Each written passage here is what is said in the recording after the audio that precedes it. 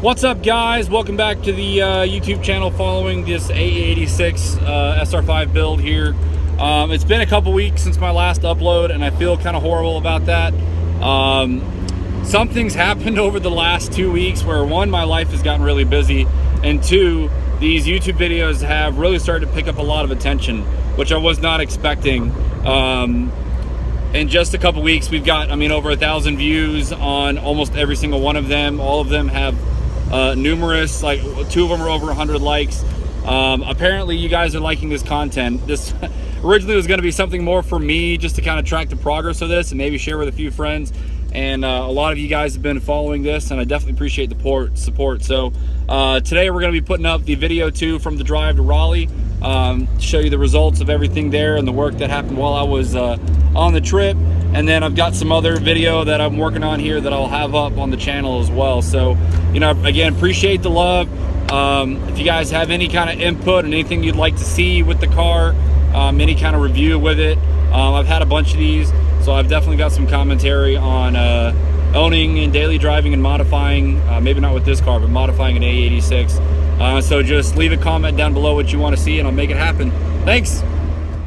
What's up, YouTube? So we are on our way back from Raleigh. I obviously haven't changed yet. I was here for a conference. I just wanted to kind of update on the car. I'm in just about halfway back to Asheville right now, and I've been pretty impressed with this car the last few days. I did want to go over just a couple things, small little things that I did while I was out of town, just to kind of improve the driving aspects of it. So let's show you. So of course, here she is. Now, one of the things you may remember was the muffler that was not really attached to anything. So I really thought about it, and especially as you can see the rust in there, right there, that this muffler really wasn't doing anything except for just rattling and making a whole lot of noise. So I just said, you know what, let's just go ahead, and it was just hung on there with the little rubber O-ring thing. So I just pulled those off. So now we just have a pipe, just a black pipe. And honestly, it's only marginally louder than it was before, which was pretty quiet. So that's done. So it actually idles pretty smooth now. Doesn't have that metal clanging around kind of going on. I also went ahead and had the transmission and differential oils drained and refilled. That was kind of finishing up the job with the wheel bearing, just because I saw how nasty that stuff was. And seriously, when that came out, especially the transmission, the gear oil up in the front was completely black, which is not always a good sign. And the diff oil was a brown, very watery in consistency fluid that came out. So it's needless to say, both of those are well past their prime. So it actually drives tons better now. It doesn't feel like a new car, but it doesn't feel as much like an old car. It shifts a lot smoother. There's absolutely no noise from the rear end. I can't really tell that it drives that much different once you're going down the road, but it definitely does feel pretty smooth. So yeah, let's just keep on driving.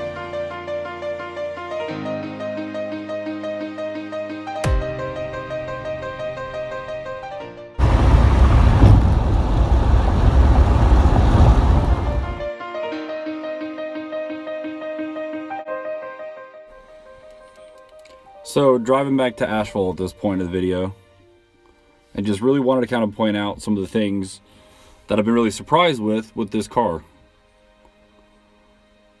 As you can see, we're going down the interstate about 70 miles an hour without any kind of issues at all. No major power struggles. You can see the oil pressure is holding pretty steady, right where it should be. Temperature gauge is spot on, it's perfect. Fuel gauge is a little wonky. It still kind of reads all over. But looking at the steering wheel here, you can tell I'm barely holding it. And honestly, if I just let go, you can see there's really no vibration. There's the slightest bit, which could even just be from tire wear, from wheel balancing. You see the shifters smooth, no issues there. No weird vibration there either. You know, this car has got 288,000 miles. It's 30 years old, and it's driven all the way to Raleigh and back with really no issues. It's definitely down on power, but it's getting around the interstate. It's getting around in town. It's got seemingly enough power for this type of driving. You know, even with the carburetors, I mean, I haven't done anything. I don't even think I've run fuel injector cleaner through this. You know, no carburetor cleaner. It's just cranked up. It's been hot, and nothing's gone wrong. I mean, it's been really kind of surprising how well this thing's driven.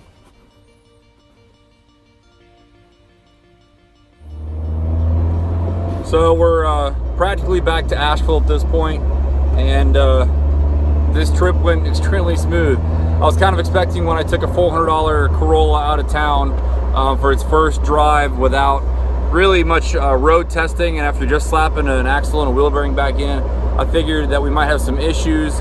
But in fact, it's been an extremely smooth trip, and it's actually been nice. I opted to do this instead of the motorcycle, mainly because of the last minute nature of this trip.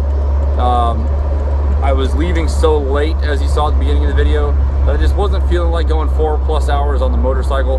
But I'm very glad that took the car. It did extremely well. So thanks again for watching these videos, and go ahead and subscribe so you can catch some more videos as I'll try to document life with this car as I continue to kind of just fix it up and just drive it the way it was meant to be driven, which was daily. I mean, the SR5 was meant to be a daily driver. So again, thanks so much for watching these videos, and stay tuned for more.